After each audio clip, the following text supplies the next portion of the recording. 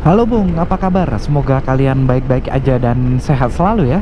Oh, pagi-pagi nih gua mau berkendara bareng sama teman-teman yang kebetulan profesinya DJ semua nih Bung. Wah, gokil sih. Bakal goyang lah riding hari ini. Wah, apa sih? Ya nggak selalu juga kali yang namanya DJ bisa bikin goyang gitu ya. Di zaman sekarang lebih sering goyang keuangannya kalau pas tanggal-tanggal tua. Iya nggak Bung? Oh ya, hari ini ada Bung Lanang Hugo sebagai pencari rute yang handal nih. Cari rute biar asik gitu buat kami lewatin ya. Wah, mantep dah nih orang. Selain handal nyari rute, doi juga punya penciuman yang tajam gitu. Penciuman yang tajam sama yang namanya kulineran enak sekitar Bali. Penciuman udah kayak Dogia aja. Bercanda ya Bung Lanang ya. Lanang tuh kalau dia laki-laki ya, kalau dia cewek pasti namanya jadi lining. Wih, lining. Lining terang dong. Itu mah lighting John. Tahu nggak lanang yang diburu banyak orang? Namanya lanang kangen. Apa sih itu, selangkangan. Terus ada anggota lainnya nih, namanya Bung Bobika. Wah, kalau yang ini biasa gua panggil kakak tertua ya Bung ya, bukan kakak tua. Kalau kakak tua kan hinggapnya di jendela. Nah, kalau Bung Bobi ini hinggapnya di jendela, tapi jendela kosan gitu. Wah, kosannya siapa tuh? Nggak tahu dah. Bercanda ya Bung Bob ya. Bobby ini orangnya nggak sering hinggap di jendela kok, tapi dia langsung masuk lewat pintu depan kosan. Apa sih udah. Terus lanjut ada Bung Flip Fart. Nah, ini juga salah satu kakak tertua nih. Gue juga bingung gitu sampai sekarang namanya Flip tuh dapat dari mana gitu. Apa waktu muda dia suka ngelakuin kickflip atau trik-trik skateboard yang berbau flip gitu kali ya? Karena dia jago terus dipanggil Flip. Enggak juga ya. Atau jangan-jangan emang sesuai arti kata dari flip gitu. Jadi kayak dia makan sambil kebalik atau minum sambil kebalik gitu. Tumpah itu John.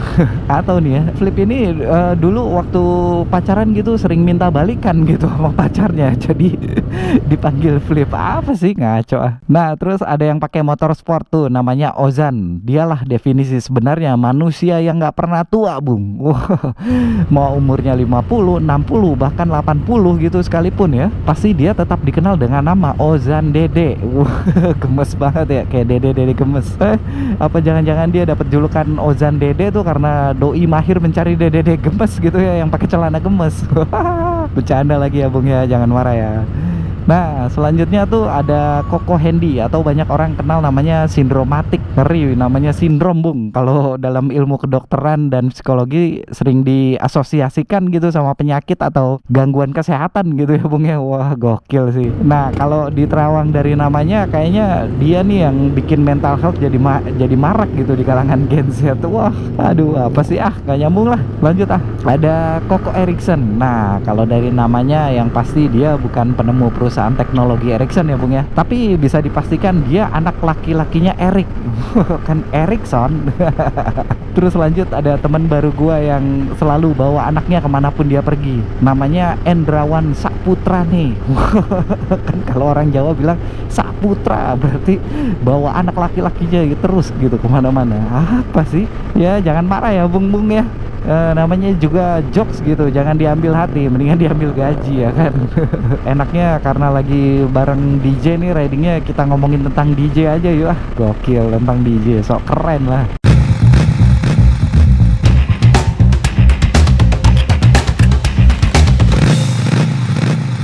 DJ tuh kayaknya profesi yang beberapa tahun belakangan banyak banget diburu dan digeluti anak-anak muda gitu di negara ini ya Bung ya. Selain konten kreator tentunya ya. Iya, kayak gua dong, gaya banget.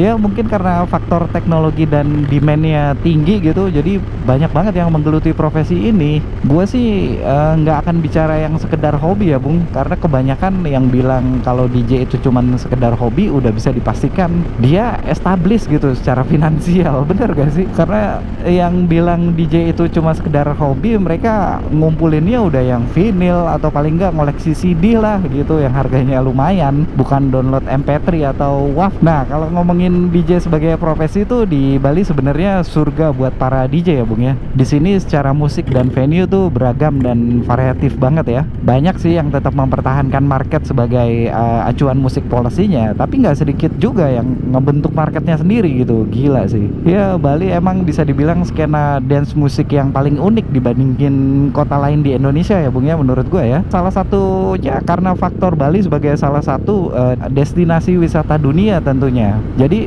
pulau ini tuh jadi beragam banget gitu culture-nya, anjing culture. Nggak sedikit soalnya Bung ya, warga negara asing yang memutuskan untuk tinggal di pulau ini bahkan dalam jangka waktu yang lama.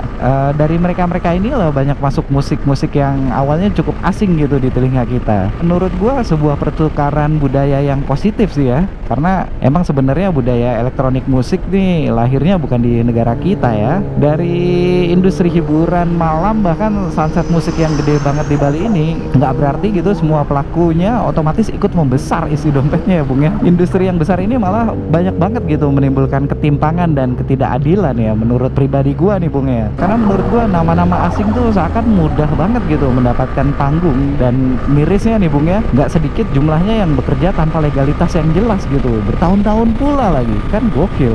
Emang sih bukan rahasia lagi kalau pulau ini adalah surganya tenaga kerja asing mencari kerja tanpa harus melewati legalitas yang sah. Aduh, sebenarnya mudah banget gitu melacak mereka-mereka ini yang bekerja secara legal karena flyer poster tuh bertebaran setiap hari di media sosial gitu. Gampang banget kan harusnya melacaknya. Tapi semua pada akhirnya ya bergantung sama penindakan dari instansi yang bersangkutan gitu ya Bung ya. Kalau dari merekanya nggak mau ya kita mah bisa apa? Lawong kita ini sebatas pasir yang gampang kebawa ombak kok. Wih, gokil, kritis banget. Gua salut ya untuk teman-teman WNA yang bekerja secara sah gitu ya. Gua respect lah sama kalian Bung, keren. 10 jempol buat kalian. Terus kalau ngomongin DJ tuh ada satu lagi pertanyaan membingungkan dari bapak-bapak pecinta musik kayak gua gitu ya. Kenapa secara industri itu nggak sebesar industrinya anak band gitu ya? Aneh loh Bung, kalau dilihat sepintas industri band tuh jauh lebih besar gitu daripada industri DJ di Indonesia. Mungkin ya kalau dilihat sepintas ya faktor karya jadi problem utamanya kali ya. Kayaknya bisa dihitung deh pakai jari DJ yang beneran berpredikat sebagai produser yang pada akhirnya menelurkan karya dalam bentuk lagu. Kalaupun ada, kebanyakan paling sebatas single atau EP maksimal 3 lagu. Jarang banget gitu Bung yang ngeluarin full album. Ya mungkin salah satu kesulitan DJ untuk bikin karya adalah karena belajar DJ itu di awal tidak harus mengenal atau menguasai tangga nada ya Bung ya. Nggak salah sih, lawong basicnya emang buat muterin lagu doang ya kan. Atau mungkin ya karena DJ bertindak sendirian gitu jadi sulit untuk menyelesaikan karyanya gitu. Nggak kayak anak band kan rame-rame gitu ya. Tapi ya menurut gue emang udah culture-nya gitu sih ya. Di luar sana juga udah jarang banget tuh DJ yang bikin full album gitu zaman-zaman sekarang ini. Kalau menurut lo grup kayak Phil Koplo, Norco Koplo, terus NDX Aksa, apalagi ya Frontaction atau bahkan Gaber Modus Operandi gitu bagian dari skena elektronik gak? Ini pertanyaan gue ya. Kalau pandangan pribadi gue sih ya, mereka tuh lah wajah sebenarnya gitu dari elektronik musik di Indonesia ya. Gini. Menurut gue ya Bung, setiap negara atau daerah itu kan pasti punya ciri ya, ciri tertentu baik dari soundnya maupun notasinya yang dibawa gitu. Misalnya nih kalau di Chicago punya ciri khas Chicago House, lalu ada Detroit Techno, terus ada Berlin Techno, dan yang belakangan lagi tren deh Afro House. Itu kan daerah itu punya ciri tersendiri sama musiknya gitu. Dan kalau ditarik lagi rootsnya, musik yang jadi konsumsi dunia itu lahir dari musiknya kalangan marginal ya Bung ya, atau biar keren gitu kita sebut underground lah ya. Kalau mau tahu kenapa ada Chicago House, ada banyak banget lah di internet, silahkan di search gitu. Begitu juga sama Detroit Techno atau Berlin Techno. Yang menarik buat gua adalah perkembangan Afrobeat gitu atau Afro House sebagai salah satu subgenre yang jadi booming belakangan ini. Afro House lahir dari perkembangan perkusi ala Afrika yang rampak banget, pukulannya tuh singkop-singkop yang ngagetin gitu. Nah itu kan emang memang ciri lagu daerahnya mereka gitu, yang dibalut secara modern dengan pattern bassline dan tribal rhythmnya elektronik musik gitu. Ya, belakangan ini emang musik ini bermutasi jadi ama piano atau apalah namanya, bingung juga gue, banyak banget sekarang. Nah, maksud gue gini, kalau dipelajari dari sejarahnya kan genre-genre tersebut berangkat dari budaya dan pembawaan tradisionalnya mereka gitu, sesuatu yang emang deket banget sama keseharian masyarakatnya. Nah, kalau di Indonesia ya, itu tadi ada koplo atau dangdut-dangdut modern. Nah, itu akan bentuk tradisional yang dimutasikan menjadi kekinian sama mereka gitu. Jadi menurut gua mereka bagian dari elektronik musik sih, dan terbukti gitu menurut gua. Lo lihat aja festival-festival besar gitu, stage mereka main tuh nggak pernah sepi, Bung, semuanya joget. Sebenarnya gue berharap banyak sih dari kelanjutan soundnya Weird Genius gitu di lagu Lati yang emang gokil banget. Ada pentatonik Jawa tapi soundnya kekinian gitu, atau projectnya Alfie Rev gitu yang penuh kejutan dengan notasi tradisional dari berbagai macam daerah di Indonesia gitu. Tapi ya sampai sekarang jujur gue belum nemuin yang kayak gitu selain dari teman-teman yang main koplo ini gitu. Salut lah buat kalian. Gue pernah ngobrol ya, Bung, ya, sama temen DJ yang kebetulan punya record label di Inggris dan lumayan besar. Gue nanya, tahu koplo atau dangdut modern nggak? Dia jawab, oh ya gue tahu. Dia jawab gini nih, koplo atau dangdut atau apapun itu yang notasinya cuma dimiliki Indonesia, ini bisa diterima kalau aja di Indonesia label-label rekamannya masuk dan konsisten merilis karyanya di Beatport, Traxsource ya, dan beberapa lagi gitu yang lainnya. Karena menurut dia biar gimana pun platform-platform itulah yang jadi acuan dunia untuk musik elektronik. Dia bilang lihat gimana tuh Beatport mengubah pandangan dan penilaian orang tentang Afro House, Afrobeat, ama piano atau organic house dengan notasi ala Timur Tengah, bahkan Nordic sekarang ini. Buat gue sih keren gitu kalau di Beatport atau platform lain gitu, pas kita klik genre muncul gitu namanya, ada Indo House, pasti bisa lah. Anak-anak sekarang kan keren banget asli. Gue ngikutin tuh di Hard Rock Radio ya, ada Indonesian Dance Chart. Wah, itu keren-keren banget sih. Gue secara pribadi sih suka banget sama karya yang berbau elektronik ya, musik dari elektronik musik maksud gue, dari teman-teman ini nih.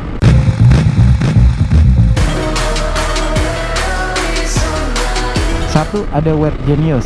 Gua sebenarnya nggak begitu suka lagu kenceng, tapi begitu gua denger lagu ini, gue bilang gila, ini keren banget gitu.